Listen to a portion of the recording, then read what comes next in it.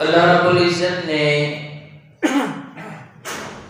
इंसानों पे बहुत से एहसानात और इनामात फरमाए हैं। सबसे पहला और बड़ा एहसान कि अल्लाह ने जो हजारों अक़साम की मखलूक़ात पैदा फरमाई हैं, उनमें से सबसे अशरफ और आला मखलूक में हमें पैदा फरमाया है। और इससे भी बड़ा एहसान अल्लाह तबारक व तआला का हमारे ऊपर ये है कि अल्लाह ने इमामुल अंबिया जनाब मुहम्मद रसूलुल्लाह सल्लल्लाहु अलैहि वसल्लम का उम्मती बनाया है। क्योंकि ये उम्मत उसी तरह सारी उम्मतों से बेहतरीन और आला है, जिस तरह महबूब पैगंबर सारे नबियों में से बेहतरीन और आला है। और ये फैसला अल्लाह तबारक व तआला का कुरान मजीद फुरकान हमीद के अंदर मौजूद है। कुंतुम खैरा उम्मा,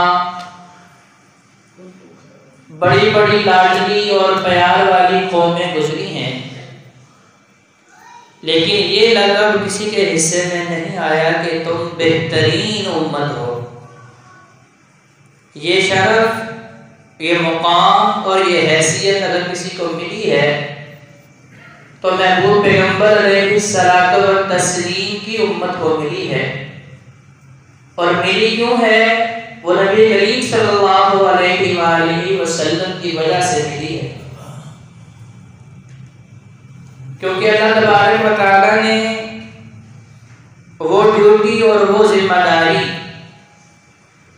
तो साबिक़ा अंबिया और रसूलों की हुआ करती थी, अब हर मुसलमान फर्दो बशर के कंधों पे उस बोझ को रख दिया है कि तुम बेहतरीन उम्मत हो। हमारे लिए बड़ी खुशी, मुसर्रत और इत्मीनान का बाइस है। लेकिन अगले अल्फाज के बेहतरीन क्यों हो? तअमुरूना बिल मारूफ व तनहौना अनिल मुनकर, कि बेहतरीन वही होंगे जो ये जिम्मेदारी कमा हक़ूक़ अदा करने की कोशिश करेंगे। जो अल्लाह तबारक व तआला ने जितना उन्हें इल्म अता फरमाया है उसके मुताबिक वो लोगों को अच्छाई की दावत देते रहेंगे और उन्हें बुराई से रोकते रहेंगे। नबी करीम सल्लल्लाहु अलैहि वसल्लम का इरशाद गिरामी है कि ईमान का सबसे मजबूत, कवी और आला दर्जा ये है कि अगर हमारे सामने बुराई हो रही है और हम अपने हाथों से रोकने की ताकत सकत रखते हैं तो फिर हमें अपने हाथ से उस बुराई को रोकने और ख़त्म करने की कोशिश करनी है। लेकिन अगर इतनी हिम्मत, ताकत और कुव्वत मौजूद नहीं, मद्दे मुकाबिल ज़्यादा ताकतवर है, तो फिर कम से कम ये है कि हम अपनी ज़ुबान से उन्हें ज़रूर बताएं कि भाई आपका ये काम आपको जहन्नम में गिराने का सबब बन जाएगा। और अगर इतनी भी ये सादत नहीं की जा सकती तो फिर ईमान का कमज़ोर तरीन और आखिरी दर्जा ये है कि आपके दिल के अंदर ये तसव्वुर मौजूद हो कि ये बंदा रब का बागी है,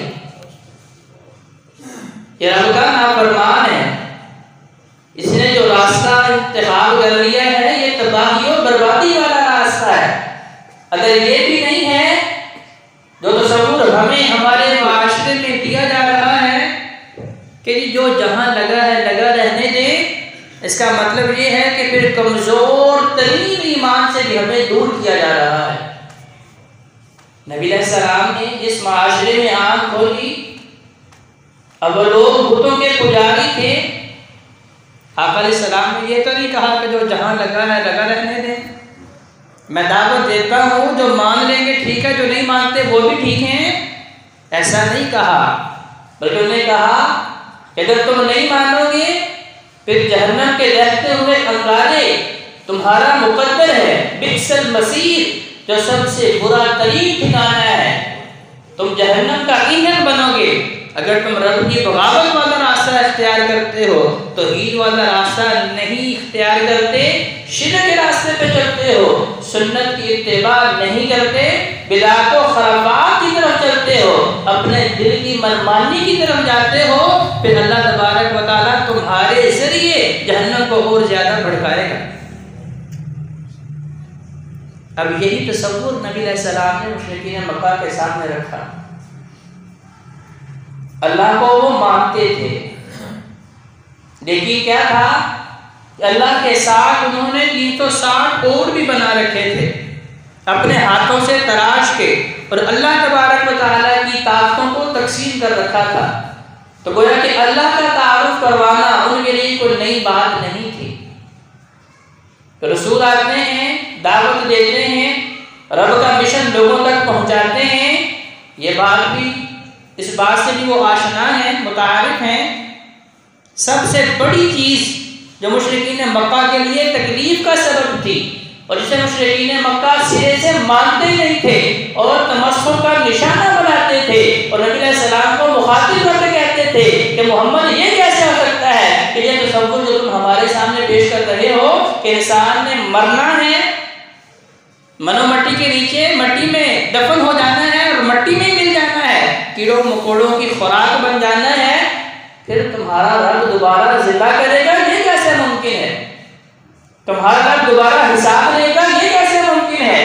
सारे लोगों के सामने नुशिरत, जो रब ने कहा कि तुम्हारी जिंदगी को नशर किया जाएगा, सारे लोगों के सामने बयान किया जाएगा। जैसे हम सुनते हैं कि अखबारात में या खबरों में खबर नशर हो गई, नशर होने का मतलब क्या है कि पूरी दुनिया उसे देख सकती है। ये इंसानी महदूद अक्ल के मुताबिक आज हमारे पास ऐसे वसाइल मौजूद हैं कि जब हम कोई भी खबर सोशल मीडिया पे डाल देते हैं, उसे नशर कर देते हैं, दुनिया के दूसरे कोने में भी बैठ के उस खबर को सुना और देखा जा सकता है। तो मेरे रब ने ये तसव्वुर पेश किया कि मैंने यौमुल जज़ा रखा है, क़यामत का दिन रखा है, यौमुल हिसाब रखा है। और क्यों रखा है? ज़ाहिर ये भी देखें, जब हम अक्ल शऊर के साथ इस बात को देखते तो सुनते हैं कि दुनिया में एक कमज़ोर आदमी है, उसका मद्दे मुकाबिल ताकतवर है, अब वो उसके ऊपर मुसलसल जुल्म पे जुल्म करता जा रहा है। अब ये बंदा अपने दोस्त अहबाब से राब्ता करता है, उनसे मदद मांगता है, लेकिन वो भी मदद करने के लिए तैयार नहीं क्योंकि मद्दे मुकाबिल ताकतवर है। अब वो हुकूमती इदारों के पास जाता है, मुझे इंसाफ चाहिए, लेकिन उसे वहाँ से भी इंसाफ नहीं मिलता क्योंकि हमारी अदालती निज़ाम भी और हमारे हुकूमती इदारे भी वो भी रिश्वत के ऊपर जो है इतने धनी हो चुके हैं कि कमज़ोर आदमी को वहाँ से भी इंसाफ मिलता।